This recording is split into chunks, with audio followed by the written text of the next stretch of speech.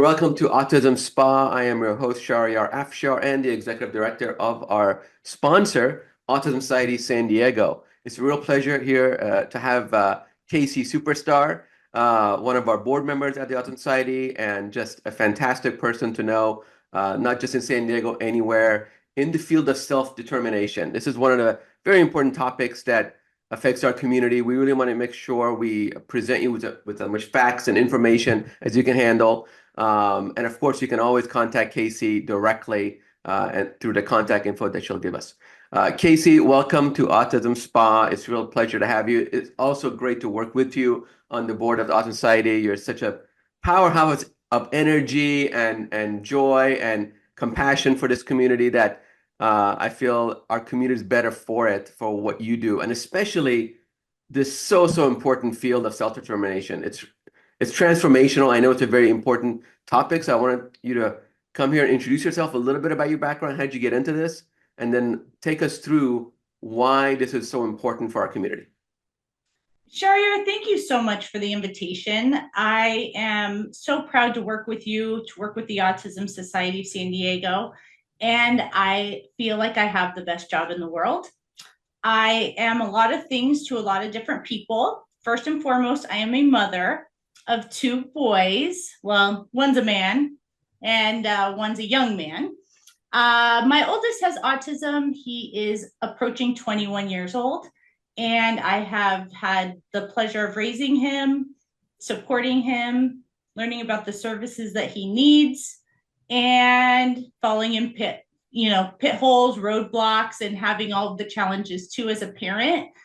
And then I have a 16-year-old who is wise beyond his years and really a great help to his brother.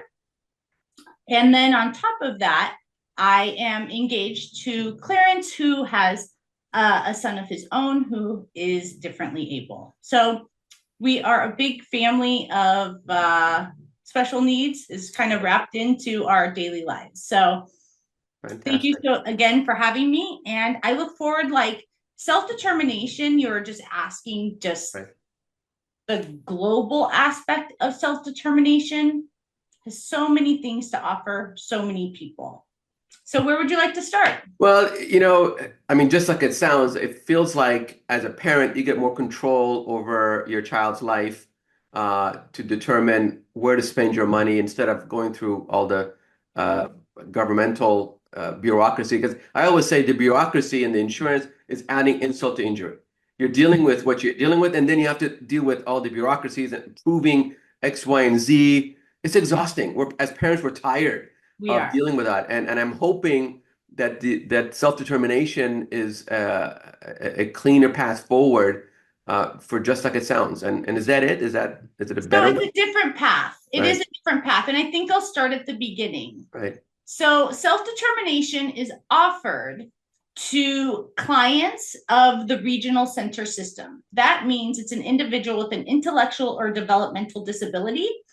And there are two paths through the regional center system: the traditional path of having services.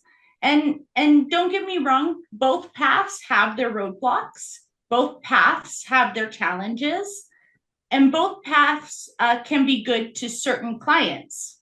So self-determination is not the right path for all people, but it is available as of 2021 to all clients that get services through the regional center system. Right.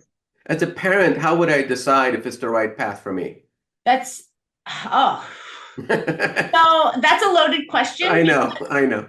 There's, what do you have the time, the energy for? Like, for example, is anyone in your family ill? Are you caring for someone beyond your child? I'm meeting with a lot of parents who have aging parents. So to be supporting aging parents and an individual with special needs, and then to put them into self-determination, sometimes you have to figure out, is your plate too full, or are you ready and buckled down, ready to go for the journey of self-determination? Right. So it sounds like there's some internal administration and time required to do self-determination. It's not like you can just push a button and everything's That's right. gonna just fall all over you. The famous question is, how long does it take to get into self-determination? And for every client, that is different. I would say on average, 5 to 6 months is how long it takes to go through the phases and to complete all of the requirements to get into self-determination. Okay. So let's say, for example, right now I'm a client of the regional center and I'm getting all the services that I get, all the things that most parents are familiar with. And at what point or what is the threshold where I may, as a parent, decide, you know what, I want to consider self-determination because it's, I don't know, better, cheaper, faster, something better than the current services that I'm getting. So typically what I hear, and there's a lot of different reasons people want to do self-determination and go that route, but one of the things that is like, I guess what I would call the most frustrating aspect of the traditional system is that families struggle to find providers. And finding providers and good, solid providers is like gold. And when you find someone that your family really loves, respects, feels safe with, the families know that they are trained to work with their loved one and they make a really good connection. Oftentimes, something can happen in their life and you lose your service providers. We all have like jokes, like you lose service providers, like you change underwear. It's constant. It's a constant turnover. And for our loved ones who are impacted, that's not the best foundation for them in their development. Right. It is one of the toughest part because as soon as our kids or our loved ones get accustomed to a provider or an individual that works for a provider, they're gone. My understanding all the years I was dealing with the providers for my son is that that job doesn't pay a lot, and there's a lot of turnovers. They get their experience and their certificates, and 6 months, 9 months, they're gone. I mean, for someone to stay in that particular role over a year or two is really unheard of, which is difficult because not only does your child or loved one want certainty, you want certainty. So you don't have it. So that's what you're saying. That lack of certainty with the providers is one key reason why some people may consider self-determination. So they can hire, I assume, their own people, build their own relationship, make their own hiring decisions. So in self-determination, you have the freedom of choice. The freedom is one of the founding principles of self-determination. And you have the freedom to make the choices of who will be your support staff, who will be providing those services, and really what will they be doing. It's so awesome. And the challenge in the traditional system for like respite care, I'll just give a generalized example. Your respite care provider might not be able to drive your loved one to the beach or to the zoo or wherever the hike is happening. And that's really a roadblock for families. So in self-determination, you can hire someone individually. You can select and choose their rate of pay.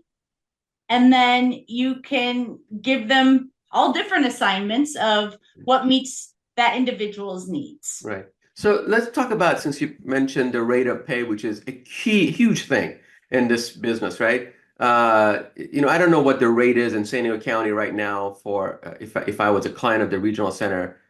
I mean, it's less than $20 an hour. Respite care rates are around $17 to $18 an hour, different agencies, right. And it's moving up to about 20. Right. But it's so difficult for these individuals to like receive a living wage. Right. Right. And well, so I mean, you could work it in and out and make more. Let's just, I mean, you could in and out says like that's the 25 reality, bucks. yes. Right. That's the reality we live in, unfortunately, in this current time. So let's say if I choose self-determination, go through the process, I can put up an ad in Facebook or somewhere, and I hire a caregiver. I'm interviewing that person directly, and God knows you have to go through maybe several to find the ideal fit for your loved one and family and lifestyle, and with the agreeable rate. Or is there a maximum threshold of hours or money that I can get under one or the other? Yeah, so in self-determination, as the traditional system, all of the finances, the funding source, those pieces are based off of the need of the individual, their needs, their unmet needs, their specialized circumstances. And in self determination, you can really tailor and build a program that's right for your loved one, where you can't really tailor a program specifically in the traditional model. There are vendors of the regional center and they operate a certain way. And maybe your loved one needs something modified or adjusted, or the way information is presented for them to make the most progress. Right. So, I mean, if I wanted to pay somebody 25 bucks an hour, 30 bucks an hour to attract better under self-determination, could I do that?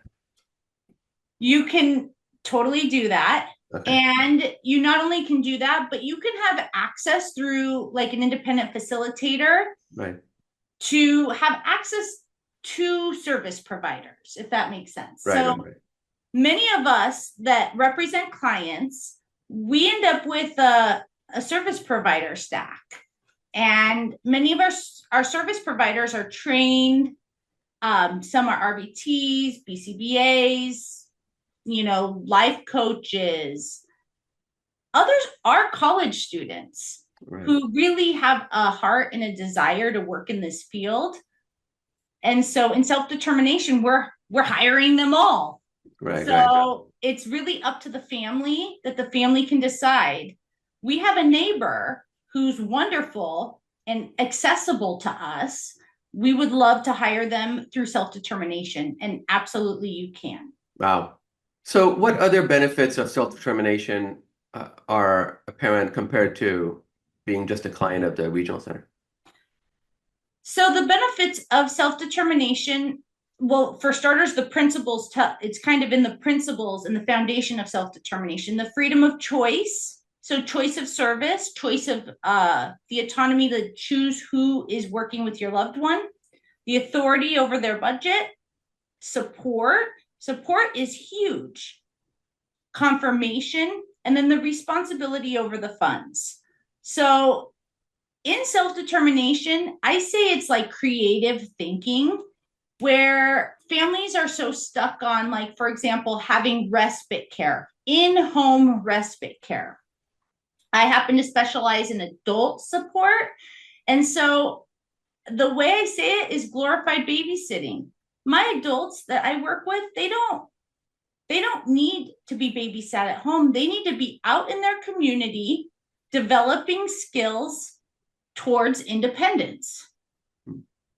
Our goal is that people are waiting in lines and ordering their own food and having intentional social opportunities to develop skills. At home, that's kind of your like safe environment where you don't come across those types of opportunities. So I encourage my clients to make sure that they're getting out in their community. Right. And since you mentioned your role, like we didn't really go into quite your role as an advisor to families, and I mean, maybe you can get into a little bit how you make it easier for families to do self-determination, because God knows it's difficult to do it on your own without professional help. So this is interesting because self-determination is the freedom of choice. So you can choose whether you have a me. So my role is called an independent facilitator. And just like services, not all independent facilitators are created equal. So my advice to each person that's looking and considering self-determination is that you interview the person that you're considering working with your loved one. Mm-hmm. There are a few rules and laws and regulations, as there are in self-determination. An independent facilitator, number one, we are optional. You do not have to have one. You, as the family, can put your child in self-determination without any representation. I have noticed the families that have representation through the self-determination process and beyond, they have better outcomes. Their loved ones are making more progress. They have more access to professionals that maybe do a certain aspect of life, like independent living training or community integration or social groups. Hmm. So you do not have to use an independent facilitator, but I highly suggest that you interview. And when you interview someone, ask them, what's your correlation with the special needs community? Hmm. How long have you been working in self-determination? Hmm. What happens if there's a struggle in the process of putting someone in? Do you have someone that you can go talk to? Right. Because I've been here since the beginning of self-determination, and I have people that I even ask for help and support when there's I don't know, a roadblock or something. Right. I want to talk about housing a little bit before we wrap up this first segment of a two-segment conversation. Um, how would someone find a facilitator? Are you listed somewhere under a regional center and right? So there's a few different places you can find. There's the SDP network online where you can look up independent facilitators across the state of California. But our local San Diego Regional Center, sdrc.org, has a self-determination tab. And on there is a list of person-centered plan, trained individuals who do person-centered planning, and individuals who are vendored with the regional center to put individuals into self-determination. Okay. So in the next, I guess, segment, we're going to talk about a little bit more details about how to actually go about it, the application, the timeline, all the tough decisions I think you mentioned before we started that parents need to make it easier on themselves and their loved ones. But one last question before we finish this segment, housing and placement, because housing is so important. We get a lot of those questions here in our society, and I know statewide, nationally, independent living is important. How do you set up, if you, in the 2, 3 minutes we have left, can you give us an example of how you set up somebody to live independently? Shariar, that is the best question of the day. Housing is a complete crisis. We are in a situation where we need more help and more hands on the ground, really doing the work to create this. But what I've chose to do with my clients is to find the parents that are ready to really be planning for their future.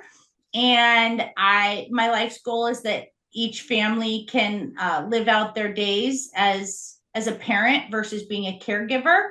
And one of the ways that we do that is through housing and where the individual lives.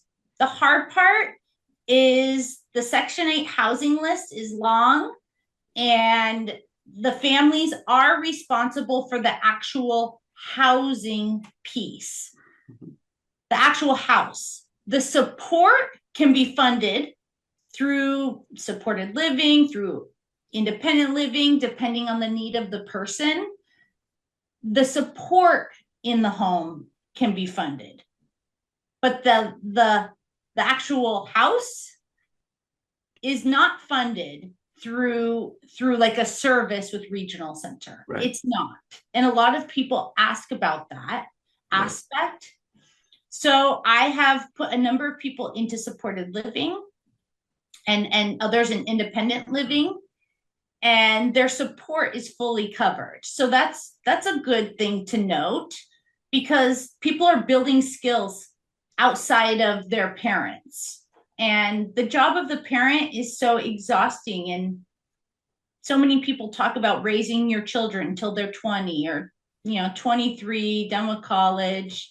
And the reality is ours is a long journey. This doesn't end when they graduate from college. So I work with families to plan in advance. What can they do? How can we collaborate with other families? Many times our loved ones go to programs and they make friends, and sometimes they make the best roommates, sometimes they don't, but we work on it and we work together. Right. So they can have opportunities to live independently. That's wonderful. Kasey Superstar, thank you so much for joining us. We could talk all day long about all the different issues that we care about to make life better. And I love it the way you put it, your life's goal. We share that mission and vision. We are trying to make life better for the autism community at large, various support needs, various geographic and socioeconomic and God knows needs and wants, and that it's just we can spend all the time talking about it and still won't be enough. I know. It's a life's mission, as you put it. So thank you so much for joining us. We're going to talk in the next segment about more details about how to apply and that technical process of taking a family through self-determination, and hopefully there will be some answers in both segments for our families. Thank you so much for joining me. Thank you, Shariar, and I hope you have a great day. Thank you.